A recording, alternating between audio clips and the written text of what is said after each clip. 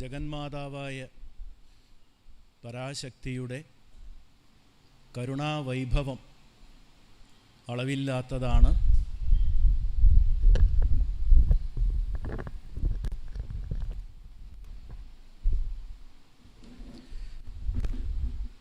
മതി.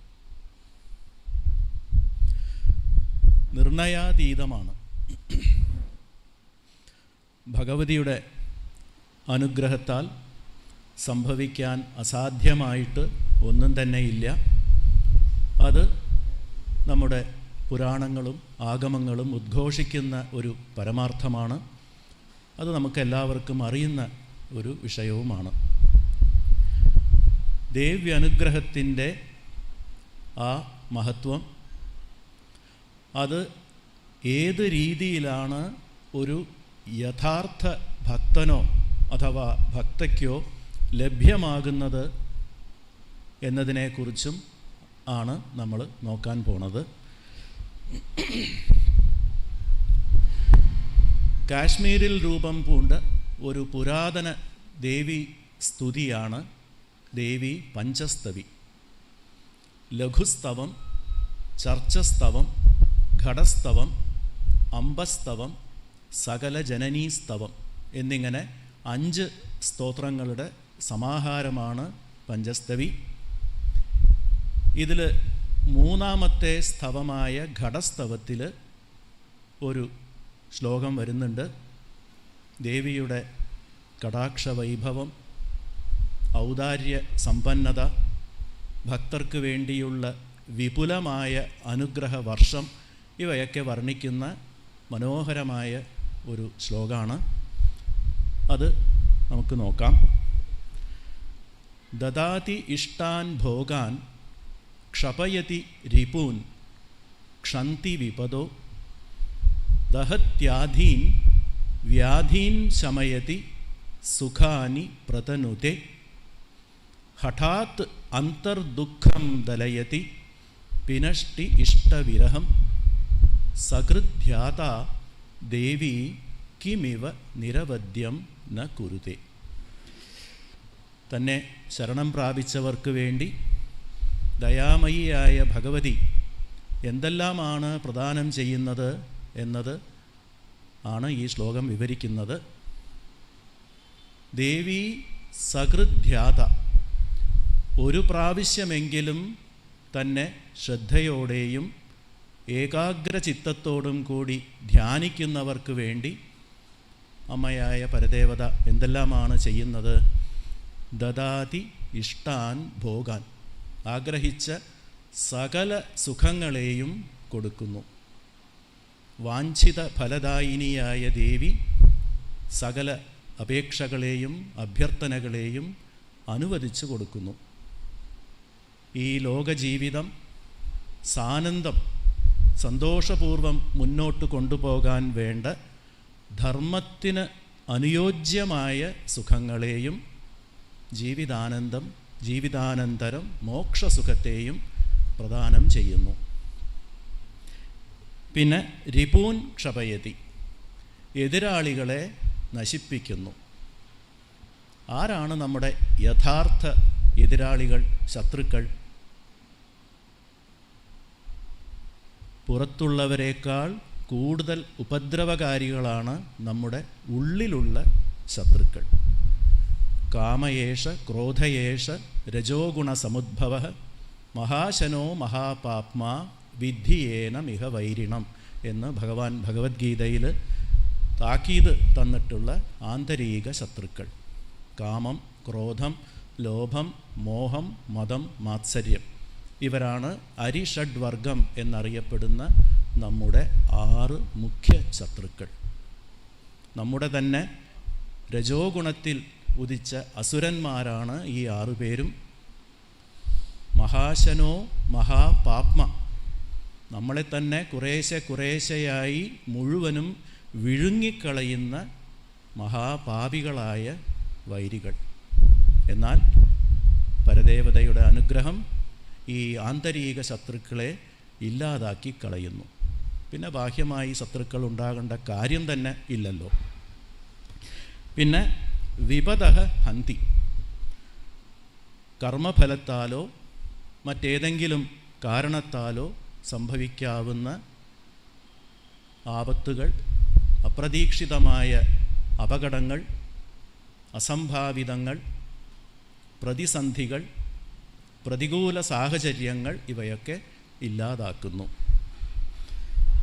പിന്നെ ആധീൻ ദഹതി, വലിയ ദുഃഖത്തിന് കാരണമാകുന്ന ആണവം, മായീയം, കാർമ്മം എന്നീ 3 മലങ്ങൾ കാരണമുണ്ടാകുന്ന കഷ്ടപ്പാടുകളെ, ഹാനികരമായ ദോഷങ്ങളെ ദഹിപ്പിച്ച് കളയുന്നു.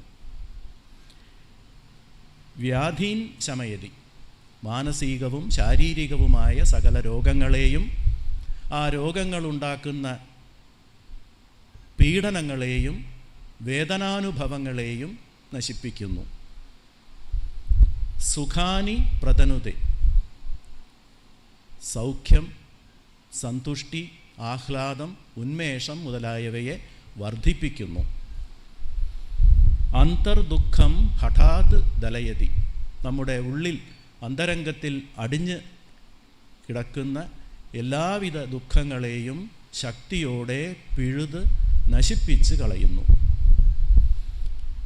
ഇഷ്ടവിരഹം പിനഷ്ടി, നാം ഇഷ്ടപ്പെട്ടത് ലഭിക്കാതെ പോയതുകൊണ്ടും ഇഷ്ടമുള്ളവർ അകന്നു പോയതുകൊണ്ടും ഉണ്ടാകുന്ന പരിതാപത്തെ അകറ്റുന്നു.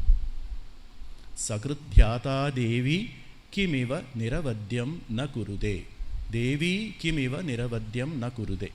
ഇങ്ങനെ തൻ്റെ ഭക്തർക്ക് വേണ്ടി ദേവി എന്തെല്ലാം ചെയ്യുന്നില്ല. ദേവി കനിഞ്ഞ് അനുഗ്രഹിക്കാത്തവയായ ഉപകാരങ്ങളും ദോഷ ഉന്മൂലനങ്ങളും കഷ്ടനിവാരണങ്ങളും എന്താണുള്ളത്? ഒന്നും തന്നെ ഇല്ല.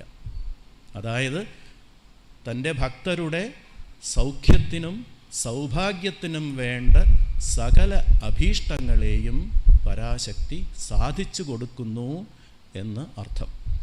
ഇതെല്ലാം സകൃധ്യാത, ഒരു പ്രാവശ്യം മാത്രം മനസ്സിരുത്തി ധ്യാനിച്ചാൽ തന്നെ പരാശക്തി നൽകുന്നു. ഇതാണ് ഘടസ്തവത്തിലെ ഈ ശ്ലോകത്തിൻ്റെ അർത്ഥം. നമ്മളെല്ലാവർക്കും പൊതുവായിട്ടുള്ള, ഒരാൾക്കും ഒഴിവാക്കാൻ പറ്റാത്ത ഒരു വിഷയം. അതെന്താണ്? നമ്മുടെ ജീവിതത്തിൽ നിരന്തരം സംഭവിച്ചു കൊണ്ടിരിക്കുന്ന പ്രശ്നങ്ങൾ. ഏതെങ്കിലും രീതിയിലുള്ള പ്രശ്നങ്ങളില്ലാത്ത ഒരു ജീവിതം ആർക്കെങ്കിലും ഉണ്ടാവുമെന്ന് തോന്നുന്നില്ല. ഈ പ്രശ്നങ്ങൾ അത് വളരെ ഗുരുതരമാവുമ്പോൾ, അല്ലെങ്കിൽ പെട്ടെന്ന് അവസാനിക്കാതെ നീണ്ടുപോകുമ്പോൾ അത് പരിഭ്രാന്തിയിലേക്ക് വഴിയൊരുക്കുന്നു. അത് പിന്നെ കുറേശ്ശെ ദുഃഖമായി, പിന്നെ വളരെ വേഗത്തിൽ അതിഭയാനകമായ ദുഃഖമായി മാറുന്നു. രോഗസംബന്ധമായിട്ടുള്ളത്, തൊഴിൽ സംബന്ധമായിട്ടുള്ളത്, ഉറ്റവരെയോ സ്വന്തം മക്കളെയോ സംബന്ധിച്ചത്, ദാമ്പത്യം സംബന്ധിച്ചത്, വസ്തു, പണം മുതലായ സാമ്പത്തികം സംബന്ധിച്ചത്, ദാരിദ്ര്യം, കഷ്ടപ്പാട്, ദൗർഭാഗ്യം മുതലായ പല വിധത്തിലുള്ള പേടികൾ, വാർദ്ധക്യം, മരണം, മാനസിക ശാരീരിക പീഡനങ്ങൾ, ശത്രുക്കൾ, ഇങ്ങനെ പലതും സംബന്ധിച്ച ഭയങ്ങൾ, അതുകൊണ്ടുണ്ടാകുന്ന മാനസിക സമ്മർദ്ദങ്ങൾ, പിരിമുറുക്കങ്ങൾ, ഇങ്ങനെ എണ്ണിയാൽ തീരാത്തത്.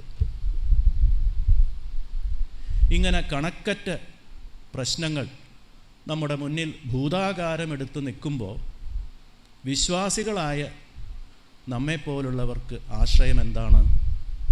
പ്രാർത്ഥന, ഈശ്വരഭജനം, ഇതൊക്കെ തന്നെ അല്ലേ? പക്ഷേ നമ്മുടെ അനുഭവം എന്താണ്? എത്ര കേണ് കരഞ്ഞാണ് നമ്മൾ പ്രാർത്ഥിക്കുന്നത്?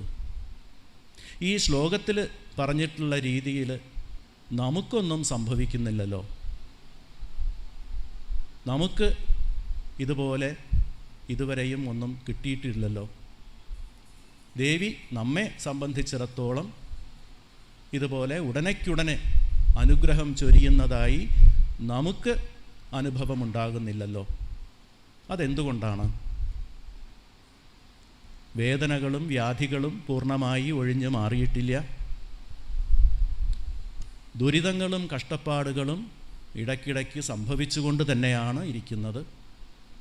നമ്മുടെ സങ്കടങ്ങളൊന്നും ഇനിയും മാറിയിട്ടില്ല. മനസ്സിൻ്റെ സമ്മർദ്ദങ്ങൾക്ക് ഒരു പരിഹാരവും കാണുന്നില്ല. നമ്മുടെ ഉള്ളിൽ താമസമർപ്പിച്ചിരിക്കുന്ന മോഹം, ക്രോധം, ലോഭം മുതലായ രാക്ഷസന്മാർ അടിക്കടി പുറത്തേക്ക് ചാടി അവരുടെ ശക്തിയും കരുത്തും കാണിച്ചുകൊണ്ട് തന്നെയാണ് ഇരിക്കുന്നത്. ഭഗവതി ഇതുവരെയും ഈ ശത്രുക്കളെ നശിപ്പിച്ചിട്ടുമില്ല. മഹാത്മാക്കളായ ഈ ആചാര്യന്മാരുടെ സ്തോത്രങ്ങളിൽ പറഞ്ഞിട്ടുള്ള ഈ വക സംഗതികളൊന്നും നമുക്ക് മാത്രം ഫലിക്കാത്തത് എന്തുകൊണ്ടാണ്? അപ്പോൾ നമ്മുടെ ഭക്തിക്ക് എന്തോ ഒരു പോരായ്മയുണ്ട്. നമ്മുടെ ഭാഗത്തും പോരായ്മകൾ കുറച്ച് അധികമുണ്ട്. ദേവിയുടെ അനുഗ്രഹം ലഭിക്കുന്നതിന്, ഭഗവതിയുടെ ആ കടാക്ഷം കൈവരിക്കുന്നതിന് ഭക്തരാണ് എന്ന് അഭിമാനിക്കുന്ന നമുക്കും ചില അർഹതകൾ, ചില യോഗ്യതകൾ ആവശ്യമാണ്. അതെന്തൊക്കെയാണ് എന്ന് കൂർമ്മപുരാണത്തിലുള്ള ഒരു ശ്ലോകത്തിൽ ശ്രീ മഹാദേവിയുടെ വാക്കുകളായി തന്നെ പറയുന്നുണ്ട്. അതായത് തൻ്റെ ശരിയായ ഭക്തൻ എങ്ങനെയായിരിക്കണം എന്നതിനുള്ള ഒരു നിർവചനം കൊടുത്തിരിക്കുകയാണ് ഈ ശ്ലോകത്തിൽ. ഏതു സംഘാൻ പരിത്യജ്യ മാമേകം ശരണം ഗതാഃ ഉപാസതേ സദാ ഭക്ത്യാ യോഗമൈശ്വര്യമാശ്രിതാഃ സർവഭൂതദയാവന്തഃ ശാന്താ ദാന്താ വിമത്സരാഃ അമാനിനോ ബുദ്ധിമന്തഃ താപസാ സംവദവ്രതാഃ മച്ചിത്ത മദ്ഗതപ്രാണാഃ മജ്ഞാന കഥനേ രതാഃ. ഇതിൻ്റെ അർത്ഥം നോക്കാം. ആരൊക്കെയാണ് ദേവിയുടെ യഥാർത്ഥ ഭക്തന്മാർ?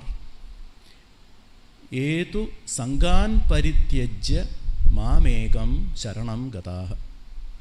അനാവശ്യമായ സൗഹൃദങ്ങൾ, ബാന്ധവങ്ങൾ, കൂട്ടുകെട്ടുകൾ ഇവയൊക്കെ ഒഴിവാക്കി കൂടുതൽ സമയവും എനിക്ക് വേണ്ടി ചെലവഴിക്കുന്നവർ, ഏകാന്തമായി എന്നെ മാത്രം ആശ്രയിക്കുന്നവർ.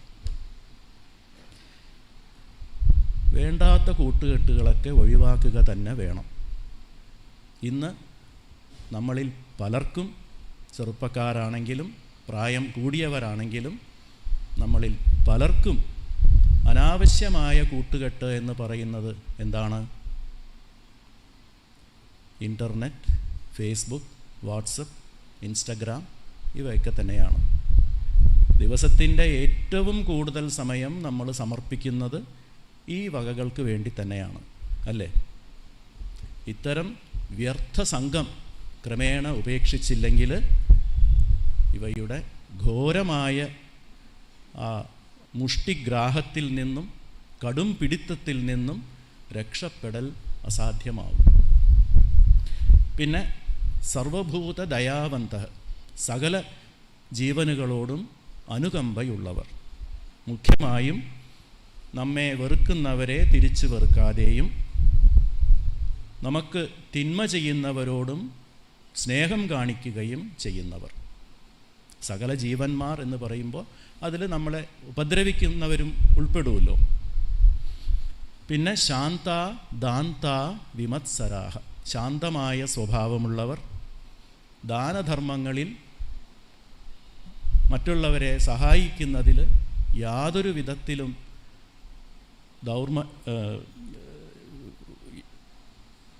വൈമനസ്യമോ മടിയോ കാണിക്കാത്തവർ.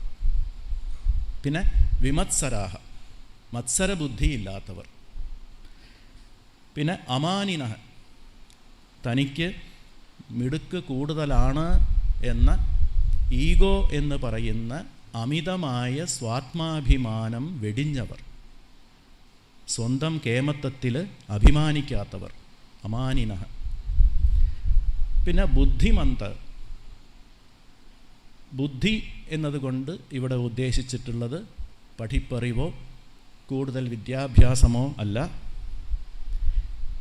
യുക്തിയുക്തമായ സാമാന്യ ബോധം, കോമൺ സെൻസ് എന്ന് പറയുന്ന വിവേകബുദ്ധി ഉള്ളവർ. മുഖ്യമായും ആധ്യാത്മിക വിഷയങ്ങളിൽ ശരിയും തെറ്റും തിരിച്ചറിയാൻ കഴിവുള്ളവർ. അന്ധവിശ്വാസം, അബദ്ധവിശ്വാസം, യുക്തിഹീനമായ ധാരണകൾ ഇവയൊക്കെ വെച്ച് പുലർത്താത്തവർ.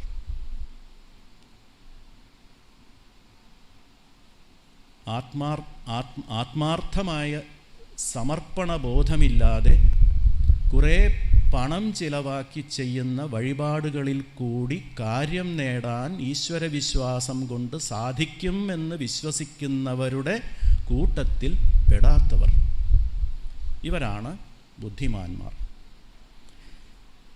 പിന്നെ താപസാഹ സംവദവ്രതാഹ.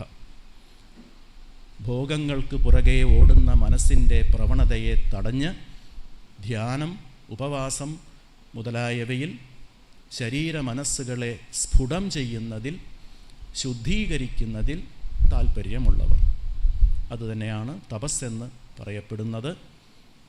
ധ്യാനം കൊണ്ട് മനസ്സിനെയും ഉപവാസം കൊണ്ട് ശരീരത്തെയും ശുദ്ധീകരിക്കുന്നവർ. ഇപ്രകാരമൊക്കെ മച്ചിത്ത മദ്ഗതപ്രാണാഹ മജ്ഞാനകഥനേ രതാഹ. എന്നെ തന്നെ സദാ സ്മരിക്കുന്നവർ, ചിത്തവും പ്രാണനും എനിക്ക് വേണ്ടി സമർപ്പിച്ചവർ, മജ്ഞാനകഥനേ രതാഹ. എന്നെ സംബന്ധിച്ച സ്തുതികളും തത്വങ്ങളും അറിയുന്നതിലും അറിഞ്ഞത് മറ്റുള്ളവർക്ക് പറഞ്ഞു കൊടുക്കുന്നതിലും ആനന്ദിക്കുന്നവർ. ഇവരാണ് എന്നെ ഉപാസിക്കുന്ന എൻ്റെ ഭക്തന്മാർ എന്ന് ദേവി പറയുന്നു. ഈ പറഞ്ഞ ഗുണങ്ങളും യോഗ്യതകളും നമുക്കുണ്ടോ എന്ന് നാം തന്നെ ആത്മപരിശീലനം ചെയ്ത് തീരുമാനിക്കേണ്ടതാണ്. എന്നാൽ ഇതൊക്കെ പാലിക്കുന്നത് എല്ലാവർക്കും സാധിക്കാത്ത ഒന്നാണ് എന്നതുകൊണ്ട് ഭഗവതി തന്നെ ഇതിന് മറ്റൊരു ഉപായം കൂടി പറയുന്നുണ്ട്. എന്താണത്? ഏച ഉക്തൈർ ലക്ഷണൈർ ഹീനാ അപി മന്നാമജാപകാഹ തേഷാം നിത്യാഭിയുക്താനാം ആപദാം പർവ്വതാനപി നാശയാമി തരാം ജ്ഞാനദീപേന നചിരാതിഹ. ഏച ഉക്തൈർ ലക്ഷണൈർ ഹീനാ അപി. ഈ പറഞ്ഞ ശുദ്ധഭക്തിയുടെ ലക്ഷണങ്ങൾ, അതായത് ഉത്തമമായ ഗുണങ്ങളും വിശേഷമായ യോഗ്യതകളും ഇല്ലാത്തവർ ആണെങ്കിലും കൂടി മൻ നാമജാപകാഹ, എൻ്റെ നാമസ്മരണത്തിൽ ശ്രദ്ധയോടെ സദാ ഏർപ്പെട്ടിരിക്കുന്നവർ ആണെങ്കിൽ തേഷാം നിത്യാഭിയുക്താന, എന്നിൽ ഏകാഗ്രമായ ശ്രദ്ധയോട് കൂടിയ അവരെ ഞാൻ രക്ഷിക്കും. മാത്രല്ല ആപദാം പർവ്വതാനപി, അവർക്ക് സംഭവിച്ചേക്കാവുന്ന കഷ്ടതകൾ പർവ്വതം പോലെ ബൃഹത്തായവയാണെങ്കിലും കൂടി ജ്ഞാനദീപേന നചിരാതിഹ നാശയാമി, ഞാൻ അവരുടെ അന്തരംഗത്തിൽ ജ്ഞാനദീപം തെളിയിച്ച് അവരുടെ സകല ദുരിതങ്ങളെയും ഉടൻ തന്നെ നശിപ്പിക്കും എന്ന് ശ്രീ പരാശക്തി വാഗ്ദാനം നൽകുന്നു. അവസാനം പറഞ്ഞതാണ് ഏറ്റവും പ്രധാനം, ശ്രദ്ധിക്കേണ്ടതാണ്. ജ്ഞാനദീപേന നാശയാമി. അതെന്താണ്? അതിനെക്കുറിച്ച് മനസ്സിലാക്കുന്നതിന് മുമ്പായിട്ട് മറ്റൊരു സന്ദർഭത്തിൽ ഭഗവാൻ ശ്രീ പരമേശ്വരൻ ഋഷികളോട് പറയുന്ന ഒരു വിഷയം സൂതസംഹിതയിൽ കൊടുത്തിട്ടുള്ളത് നോക്കാം. മയാ സൃഷ്ടേഹി ലോകേസ്മിൻ നാനാരൂപം പരീക്ഷണം ആത്മശുദ്ധ്യർത്ഥമേവൈതത് ജനാൻ പ്രതി ദീയത്തെ തഥാപി മേ സദ്ഭക്താഃ പശ്യന്തി സ്വാന്തരംഗതഃ കഷ്ടാനി താനി പ്രീത്യ തേ ഗൃഹന്തി മുദേന വൈ. ഇതിൻ്റെ അർത്ഥം ഇങ്ങനെയാണ്, ഇത് നന്നായി ശ്രദ്ധിക്കണം. എൻ്റെ സൃഷ്ടിയായ ഈ ലോകത്തിൽ വിവിധ രൂപങ്ങളിലുള്ള പരീക്ഷണങ്ങളെല്ലാം ആത്മപരിശുദ്ധിക്കായി മനുഷ്യർക്ക് നൽകപ്പെട്ടിരിക്കുന്നവയാണ്. എന്നാൽ എൻ്റെ യഥാർത്ഥ ഭക്തന്മാർ മാത്രമേ എൻ്റെ ഉദ്ദേശം ഹൃദയത്തിൽ തിരിച്ചറിഞ്ഞ് ആ കഷ്ടതകളെ സന്തോഷത്തോടെ സ്വീകരിക്കുന്നുള്ളൂ. ലോകം ഒരു പാഠശാലയാണ്. ഇവിടെ സംഭവിക്കുന്ന പ്രശ്നങ്ങളും വെല്ലുവിളികളും ഈശ്വരൻ നമുക്ക് വേണ്ടി നിശ്ചയിച്ചിരിക്കുന്ന നമ്മൾ കടന്നു പോകേണ്ട പരീക്ഷണ കടമ്പകളാണ് എന്ന വലിയ ഒരു സത്യമാണ് നമ്മൾ തിരിച്ചറിയേണ്ടത്. ജീവിതത്തിൽ എന്തൊക്കെ വെല്ലുവിളികളും ബുദ്ധിമുട്ടുകളും ഉപദ്രവകരമായ പരീക്ഷണങ്ങളും നമ്മുടെ മുന്നിൽ വന്ന് നിന്നാലും അവയൊന്നും എന്നെ ശല്യപ്പെടുത്താനാവില്ല, എന്നെ വിരട്ടാനാവില്ല, എൻ്റെ അചഞ്ചലമായ ഭക്തിയെ സ്വൽപ്പം പോലും ഇളക്കാനാവില്ല എന്ന ദൃഢനിശ്ചയമായ മനോഭാവം, ഉന്നതമായ ജ്ഞാനം നമ്മിൽ ഉദിപ്പിക്കുന്നതാണ് ഭഗവതി കാട്ടിത്തരുന്ന ആ ജ്ഞാനദീപം. എന്താണ് ആ ജ്ഞാനദീപത്തിൻ്റെ പ്രകാശം? ഒരു ചെറു പുഴു മുതൽ പൂർണ്ണപ്രജ്ഞരായ മഹാത്മാക്കൾ വരെ സകലരുടെയും ജീവിത ഘടന നിശ്ചയിച്ച് വച്ചിരിക്കുന്ന ഈശ്വര വിധിക്ക് വിധേയരാണ് നമ്മൾ എന്ന ആ സത്യം പൂർണ്ണമായി ഉൾക്കൊള്ളുക എന്നതാണ് ഈ ജ്ഞാനപ്രകാശം. ഭഗവതിയുടെ ഈ ജ്ഞാനദീപം അന്തരംഗത്തിൽ തെളിയിക്കപ്പെടുമെങ്കിൽ, ഈ ജ്ഞാനദീപത്തിൻ്റെ മഹാപ്രകാശം നമ്മുടെ അന്തരാത്മാവിൽ വെളിച്ചം വീശുമെങ്കിൽ പിന്നെ ഈ ജീവിതത്തിൽ ഏത് പ്രശ്നവും ഒരു പ്രശ്നമേ അല്ല എന്ന സ്ഥിതി നമുക്ക് അനുഭവവേദ്യമാവും. ഏത് വിധത്തിലുള്ള ദുഃഖവും ഒഴിഞ്ഞു മാറുന്നതിനും പരമാനന്ദമയമായ ആത്മസുഖം വർദ്ധിക്കുന്നതിനുമുള്ള ഏക ഉപായം ഇതൊന്നു മാത്രമാണ്. ഈ ഒരു യാഥാർത്ഥ്യം നമ്മൾ എപ്പോഴും ഓർക്കേണ്ടതാണ്. അതുകൊണ്ട് പ്രശ്നങ്ങളും ദുരിതങ്ങളും കഷ്ടതകളും നേരിടാൻ വേണ്ട മനോദാർഢ്യം ഉണ്ടാവാൻ, പരദേവതയുടെ ആ ജ്ഞാനദീപം നമ്മുടെ ഉള്ളിൽ തെളിയിക്കപ്പെടാൻ വേണ്ട പ്രാർത്ഥന മാത്രമേ സദാ ചെയ്യേണ്ടതുള്ളൂ. മറ്റൊന്നും സാധിച്ചില്ലെങ്കിലും നാം ചെയ്യേണ്ട നിരന്തരമായ അഖണ്ഡമായ നാമസ്മരണം അതിന് ഉറപ്പായും വഴിവെക്കുകയും ചെയ്യും. തേഷാം നിത്യാഭിയുക്താനാം ആപദാം പർവ്വതാനപി നാശയാമി തരാം ജ്ഞാനദീപേന നചിരാത് ഇഹ എന്ന് ദേവി നൽകിയിരിക്കുന്ന വാഗ്ദാനത്തിൻ്റെ സൂക്ഷ്മാർത്ഥവും ഇതുതന്നെയാണ്. ഈ പറഞ്ഞതൊക്കെ ഒരുവിധം വ്യക്തമായിട്ടുണ്ടാവും എന്ന് വിചാരിക്കുകയാണ്. അധികമൊന്നും സംസാരിക്കുന്നില്ല, ഇത്രയും പറഞ്ഞ് നിർത്തുന്നു. ശ്രീ ഗുരുചരണാരവിന്ദാഭ്യാം നമഃ. എല്ലാവർക്കും നന്ദി, നമസ്കാരം.